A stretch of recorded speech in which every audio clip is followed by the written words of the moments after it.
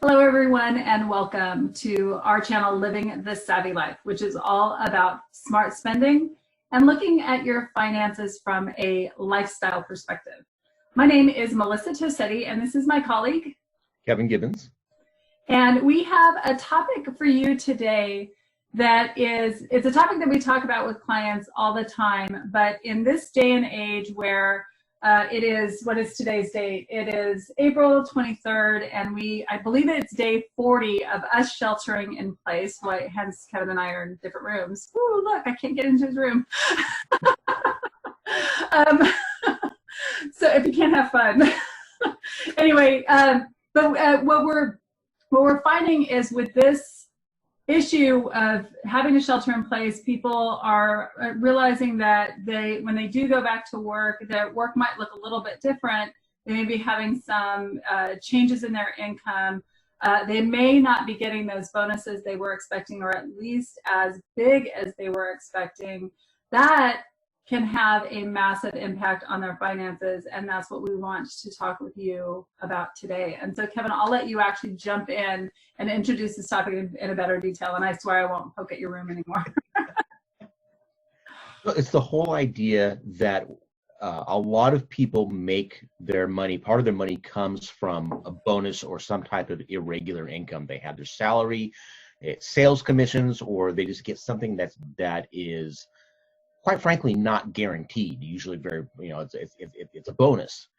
And what our real concern is with this is that if you rely on that bonus for your essential expenses in times such as these where that bonus may go away, that can be pretty devastating. So what we really want to talk about today is how to structure your personal spending in such a way that your essential critical expenses are handled by your salary, and then the bonus really is a bonus, and it's something that you use for your fun stuff.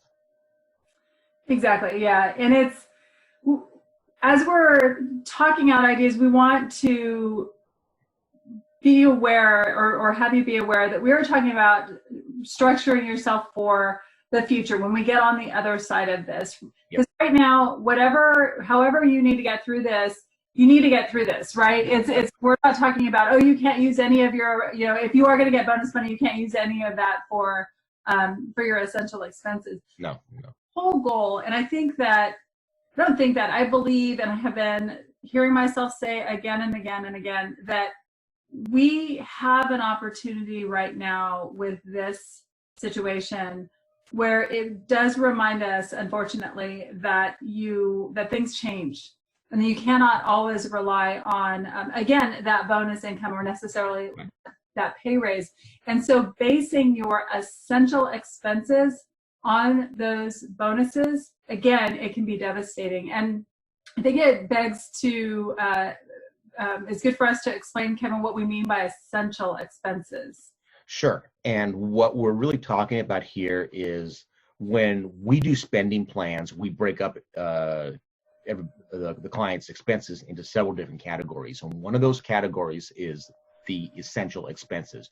These are the expenses that you have to pay in order to live, to put a roof over your head, put food on the table, usually to get to your job so you can make money so you can keep doing those other things. So those are the real core expenses that pretty much no matter what happens, you have to find some way to pay them.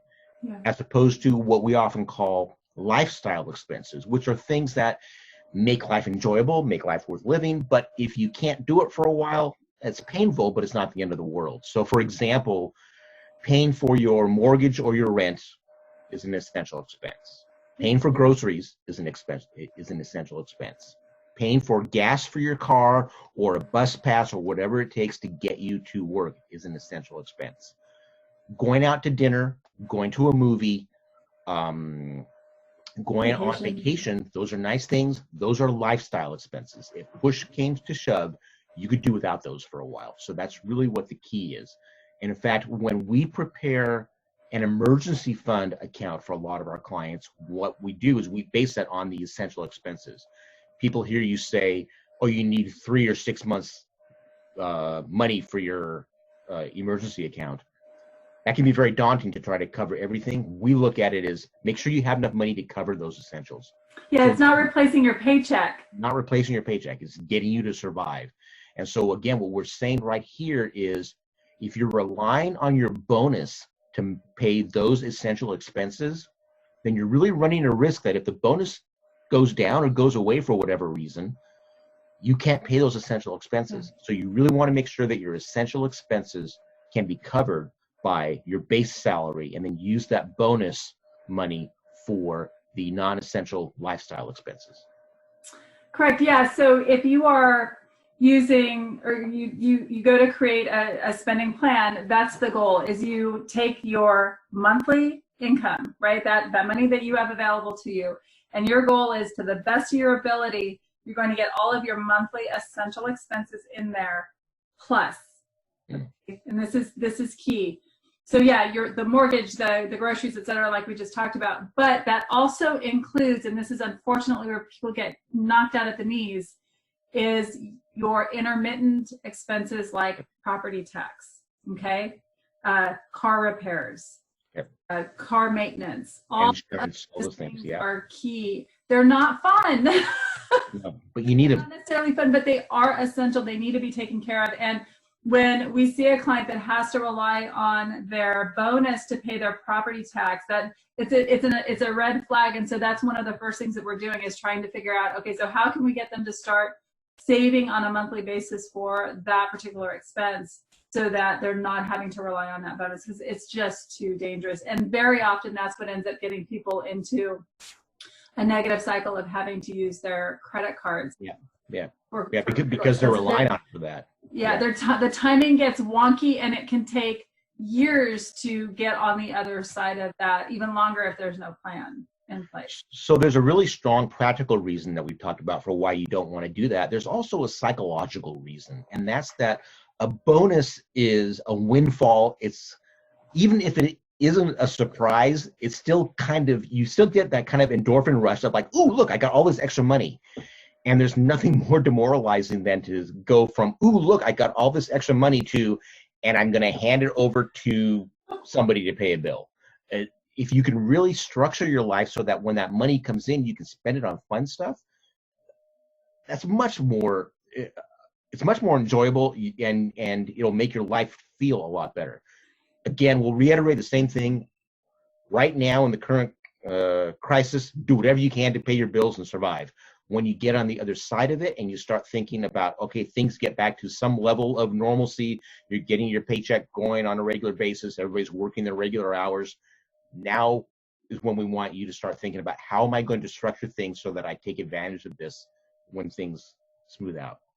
Yeah, again, the key to living a savvy life is to be purposeful. This is not about not having that, doing that fun stuff. This is actually, this process actually helps ensure that you're able to do that more often in a crisis than less, right? And I want to be careful about how I say that. I don't know if you want to make any corrections to that statement, Kevin, to make sure that I'm not like being flippant about it.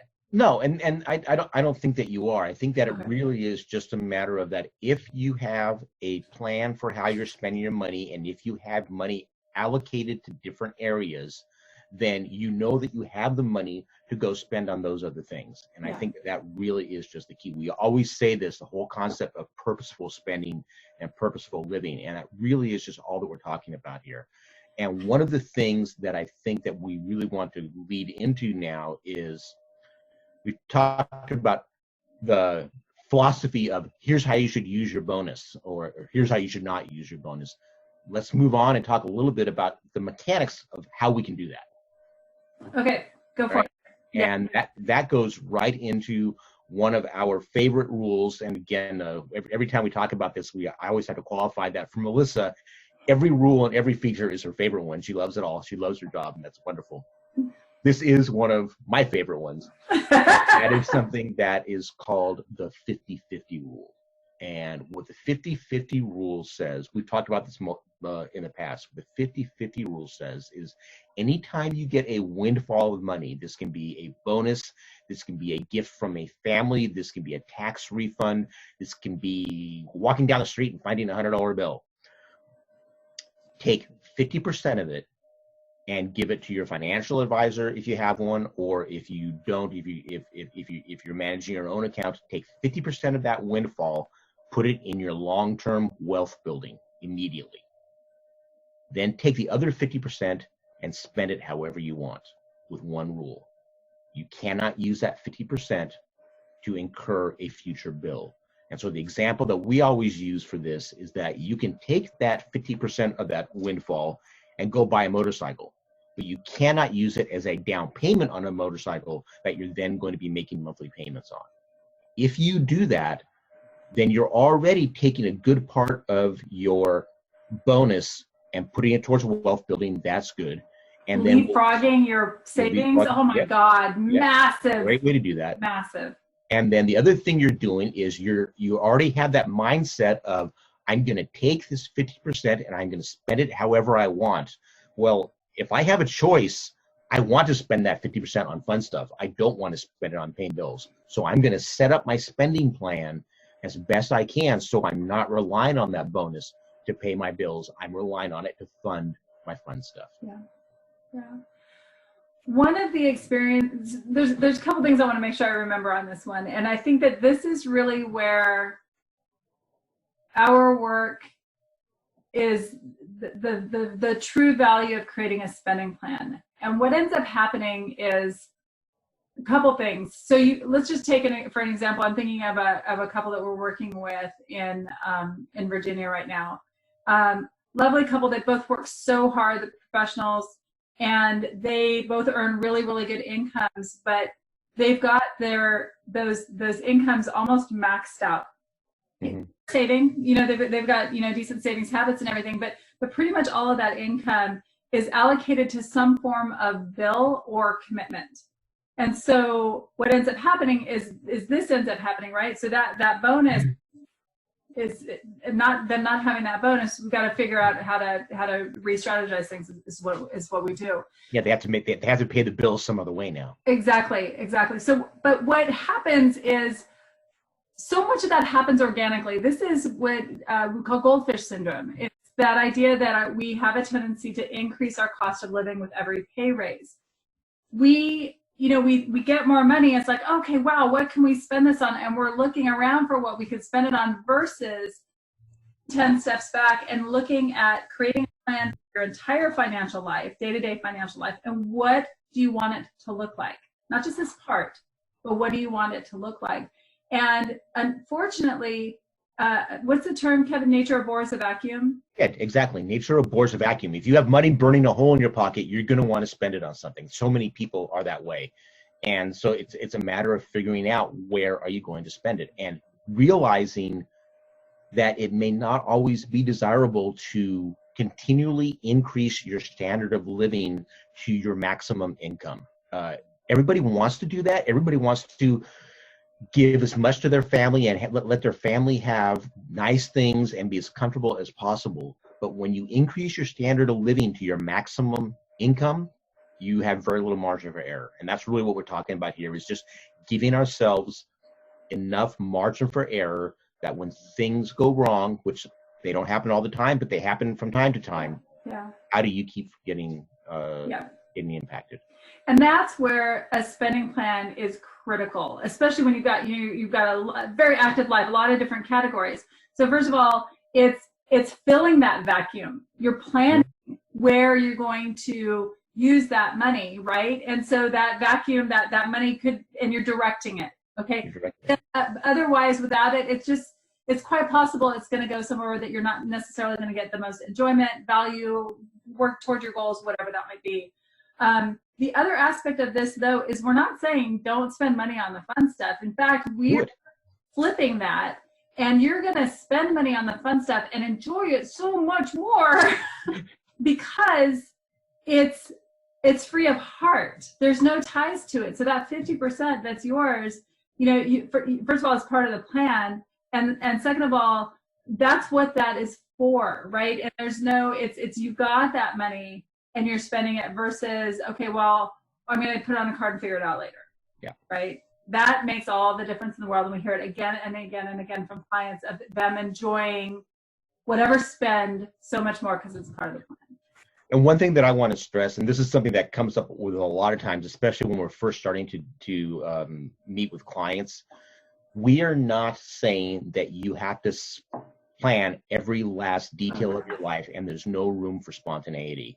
There is absolutely nothing wrong with saying we have a spontaneity fund, and every paycheck we're going to put $200 in this fund, and every time it gets up to $1,000, we're going to get in our car and we're going to go drive somewhere.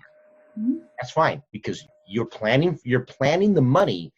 You don't have to plan the experience. What we don't want people doing is waking up one morning and saying, let's go in the car and drive somewhere.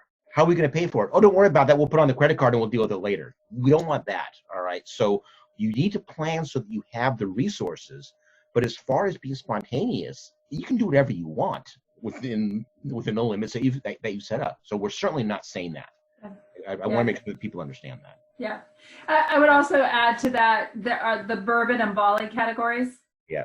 Which are very important. And what a bourbon and Bali category is for us, it's the quality of life expenses, right? So we've got a lot of clients. My father-in-law owned a liquor store for 35 years, right? I mean, cocktails is a very important part of the Tosetti household. Guinness beer, right? But I mean, we get it. That's where life is lived. So we've got categories, especially for those of you that live in places where you actually have to purchase your alcohol from a liquor store rather than a grocery store, like we can do here in California. You know, and with Bali, like the travel, like that's all that life. Money should be enjoyed, and it's just a matter of planning for it. And you know what? What comes with planning? Anticipation, delicious anticipation. We're big on that. That was good. We're big on that. Yeah. And anything else on this topic, Kevin? I think we've got it pretty well covered. I think that the real key here is look at using your base salary to cover as many of your essential expenses as you can. Use the bonuses for the fun stuff. Again, we're talking about in the future after we get past the current crisis. Right now, do whatever it takes to get by. When things get back to some level of consistency, try to adjust your lifestyle so that you can cover your essential expenses with your base salary. Use the bonus for the fun stuff. Follow the 50-50 rule so that you're always taking some of that bonus money and taking care of your future self. And then use a spending plan so that when you're spending this money, you're targeting it to be purposeful and you're getting the most for it. Perfect. All right. Hey, thank you so much for joining us. If you like today's content, please, like and subscribe. Please feel free to pass this on to anybody that you know that may benefit from the information. And then you can also check us out at thesavvylife.com. We publish an article just about every single week. And I think that's it. Yeah, and there's more information if you're interested in working with us to create a spending plan for yourself. You'll see information on how to contact us and how to do that. Yeah. All right. All right, everybody. Thank you so much. Thank you.